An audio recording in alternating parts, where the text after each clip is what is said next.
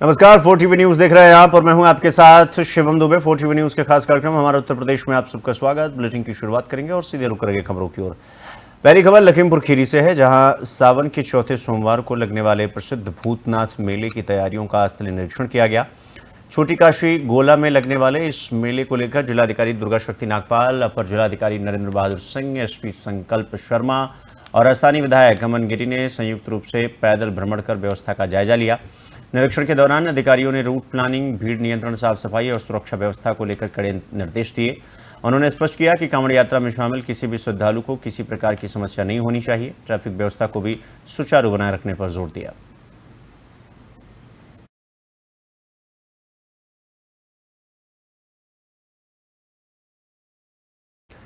रुक करेंगे अगली खबर की ओर। अगली खबर हरदोई से है, जहां शहर कोतवाली क्षेत्र के कुदौली गांव में उस वक्त सनसनी फैल गई जब शनिवार सुबह जंगल में एक युवक का सड़ा गला शव पेड़ से लटका हुआ मिला। मृतक की पहचान बाबूराम पुत्र सर्वेश 22 साल के रूप में हुई है, जो बीते रविवार से लापता था। परिजनों ने उसकी गुमशुदगी की रिपोर्ट पहले ही दर्ज कराई थी। बताया गया कि सर्वेश 7 दिन पहले ससुराल जाने की बात कहकर घर से निकला था, लेकिन वापस नहीं लौटा। शनिवार सुबह ग्रामीणों को जंगल में उसका शव बरामद हुआ। युवक का सिर पेड़ से लटका हुआ था, जबकि धड़ जमीन पर पड़ा था। शव की हालत बेहद खराब थी, जिससे स्पष्ट है कि उसकी मौत कई दिन पहले हो चुकी थी। घटना की सूचना मौके पर सीओ सिटी अंकित मिश्रा, फील्ड यूनिट और फॉरेंसिक टीम के साथ शहर कोतवाली पुलिस पहुंची। शव को कब्जे में लेकर पोस्टमार्टम के लिए भेज दिया गया। शव गांव से मिलने पर पुलिस ने कार्यशैली पर सवाल उठने लगे हैं। ग्रामीणों और परिजनों का आरोप है कि गुमशुदगी दर्ज होने के बावजूद पुलिस ने युवक की तलाश में कोई तत्परता नहीं दिखाई।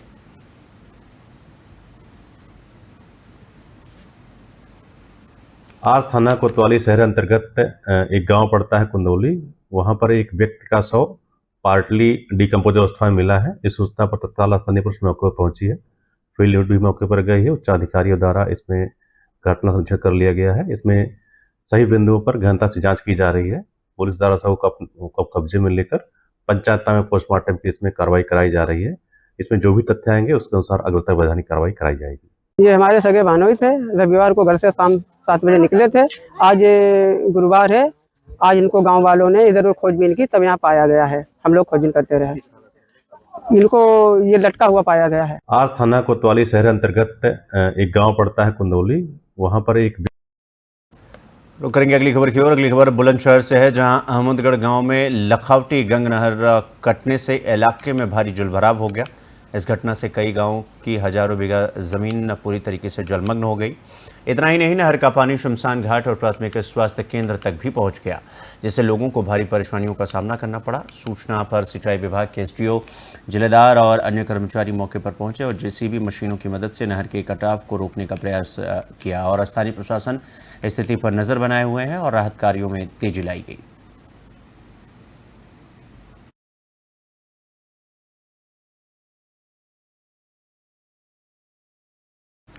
रुक करेंगे अगली खबर की ओर। अगली खबर जालौन से है, जहां जिले में झांसी कानपुर नेशनल हाईवे 27 पर एक दर्दनाक हादसा हुआ। तेज रफ्तार और बेकाबू डीसीएम आगे चल रहे वाहन से टकराकर पलट गई। हादसे में डीसीएम चालक की मौके पर ही मौत हो गई, जबकि क्लीनर गंभीर रूप से घायल हो गया। घटना की सूचना मिलते ही उरुई कोतवाली पुलिस मौके पर पहुंची और घायल क्लीनर को इलाज के लिए मेडिकल कॉलेज उरुई में भर्ती कराया।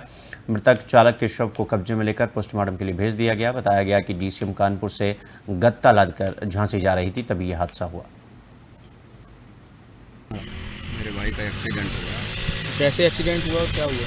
ये कानपुर से झांसी जा रहे थे और रास्ते में किसी गाड़ी से टक्कर हो गई मुंबई में। अच्छा, तो ये किससे थे? ये डीसीएम लेके जा रहे थे। बीसीएम से थे। किस वाहन ने टक्कर मारी? अब ये तो रात में हम लोगों को नहीं। तो लखीमपुर खीरी के पलिया कोतवाली क्षेत्र में वर्षों से नशे के कारोबार में संलिप्त अंतर्राष्ट्रीय ड्रग तस्कर अनमोल गुप्ता के खिलाफ प्रशासन ने बड़ी कार्रवाई की है। अनमोल गुप्ता की नशे की तस्करी से अर्जित अवैध संपत्तियों को कुर्क किया गया। अनमोल गुप्ता पर स्मैक और ब्राउन शुगर जैसे घातक मादक पदार्थों की तस्करी के गंभीर आरोप हैं। प्रशासन ने ड्रग तस्करी से अर्जित करीब 52,60,000 मूल्य की चल अचल संपत्तियों को कुर्क किया।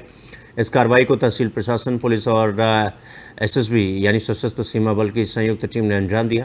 आरोपी के मकान की कुर्की की गई और मौके पर डॉग स्क्वाड की मदद से घर की सघन तलाशी ली गई। प्रशासन की इस कार्रवाई से नशा कारोबारियों में हड़कंप मच गया।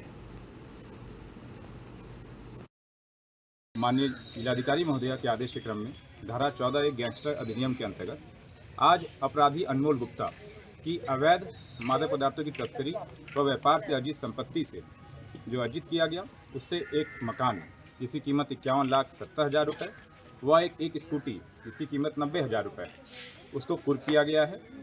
आज यहाँ पे पुलिस के द्वारा, प्रशासन के द्वारा व SSB फोर्स, हमारे बीच में कमांडेंट साहब भी मौजूद हैं, सभी के साथ जॉइंट ऑपरेशन के तहत इस मकान की कुर्की की गई है। यह मकान जो है यह अपराधी अनमोल गुप्ता के द्वारा मादक पदार्थ ब्राउन शुगर की तस्करी नेपाल में करके वह नेपाली नागरिक।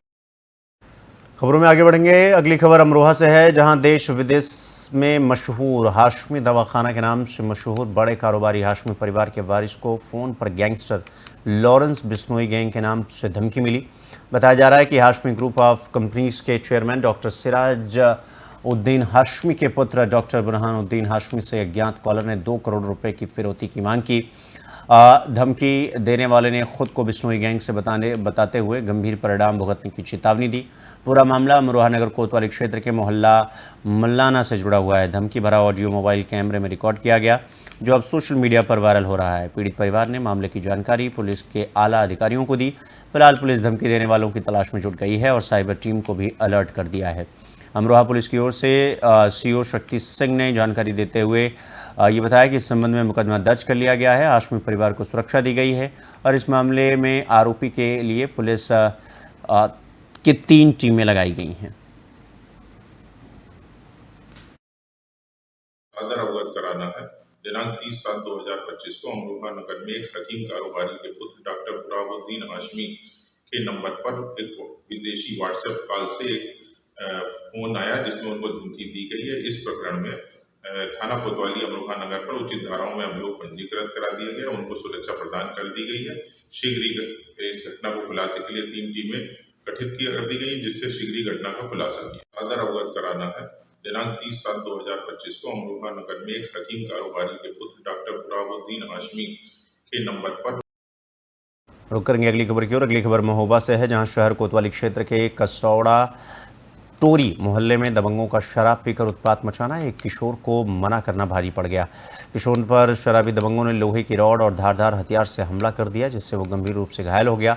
इस घटना के बाद से क्षेत्र में दहशत का माहौल है। कसौड़ा टोरी निवासी राज ने बताया कि उसके 16 वर्षीय छोटे भाई इरफान ने मोहल्ले में रोज शराब पीकर झगड़ा करने वालों को रोकने की कोशिश की थी।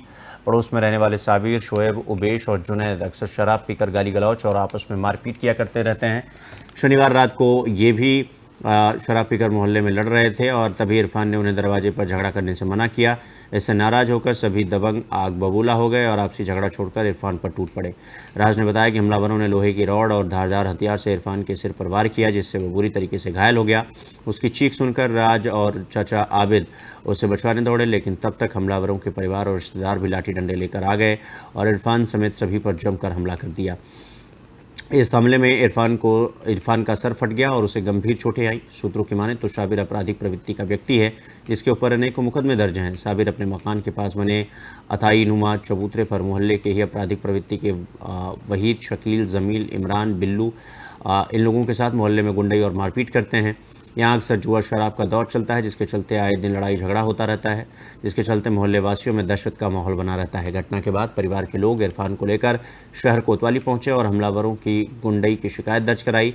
घायल इरफान को इलाज के लिए जिला अस्पताल लाया गया, जहां डॉक्टरों ने उसके सिर पर 5 टाँके लगाए। परिवार ने आरोप लगाया है कि दबंग मोहल्ले में खुलेआम शराब पीते हैं और विरोध करने पर मारपीट करते हैं। ये घटना हो गई, रोज विवाद होता था इनके घर पे, दारू पी के ये लोग रोज करते थे हंगामा। भाई बैठा था मेरा, उसने बोला रोज रोज क्यों करते हो, तो ये लोग उसको पकड़ने लगे, हमला कर दिया उसके ऊपर कुल्हाड़ी से। और ये मेरे समझाया, हम पहुंचे वहाँ पर तो ये लोग कुल लड़के हो गए थे 25-30 जन। इनके यहाँ के परिवार के जितने लोग थे, रात की पनवाड़ी सब लोग आ गए थे, शामिल हो गए, सबरे मारने लगे। किसने मारा, कितने लोग थे? एक का नाम जुनैद है, एक का नाम उबेश, एक है साबिर और एक का नाम शोएब है। घटना ये हो गई कि बच्चे लड़ रहे होंगे तो जो बड़ों में आए तो ये कट्टे बंदूक निकाल ले आए और मारा मूरी हमारे भतीजे का अलग सर फाड़ के बड़े भैया के लड़के का। कौन लोग हैं, कौन लड़ रहे थे? साबिर है, साबिर के लड़के हैं शोएब हैं, और एक उवेश है, और एक औरत सोहिल, और एक उनका इरफान नाम है, राट का उनका साला है। वो गुंडे हैं जो पनाहे तक गली है इनको।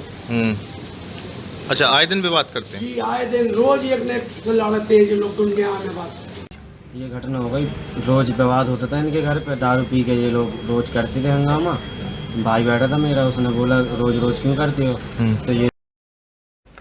अगली खबर प्रतापगढ़ से है, जहां एक ऐसे स्कूल में जहां न तो बाउंड्री वॉल है बल्कि गेट का ताला तोड़ने पर बीसीए ने फतनपुर थाने में मुकदमा दर्ज कराया। पीडीए ने इसे सरकार की डराने धमकाने की कोशिश बताया। देश के सभी बच्चों को संविधान के अनुच्छेद 21A और 2009 के बाल शिक्षा अधिकार कानून के तहत मुफ्त और अनिवार्य शिक्षा का अधिकार है।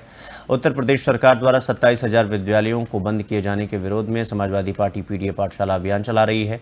हाल ही में अपनी विधानसभा भ्रमण के दौरान पीडीए कार्यकर्ता ने उस स्कूल में छात्र छात्राओं को किताबें, कॉपी, पेंसिल और फल वितरित किए जहां शिक्षक नहीं आए थे। बाद में उन्हें इस कार्य को लेकर FIR की जानकारी मिली, लेकिन पीडीए इसे दबाने की कोशिश मानकर लगातार संघर्ष जारी रखने का ऐलान करता है।